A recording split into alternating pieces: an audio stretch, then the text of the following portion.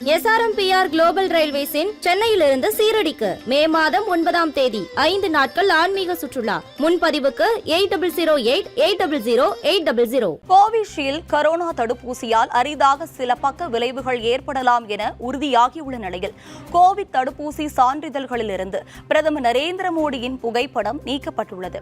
கடந்த 2019ஆம் ஆண்டு டிசம்பர் இறுதியில் கொரோனா பரவத் தொடங்கி உலகம் முழுவதும் பெருமளவில் பாதிப்புகளை ஏற்படுத்தியது. இதனைத் தொடர்ந்து கொரோனாவை தடுக்க தடுப்பூசிகள் உருவாக்கப்பட்டன.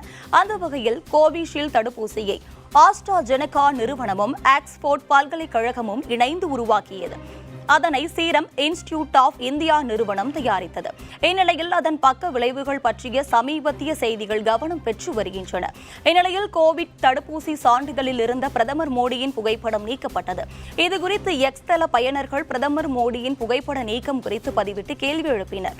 இது தொடர்பாக விளக்கம் அளித்துள்ள மத்திய சுகாதாரத்துறை அமைச்சகம், மக்களவை தேர்தலுக்கான நடத்தை விதிகள் அமலில் இருப்பதால் தடுப்பூசி சான்றிதழ்களிலிருந்து பிரதமர் மோடியின் புகைப்படம் நீக்கப்பட்டுள்ளதாக தெரிவித்துள்ளது.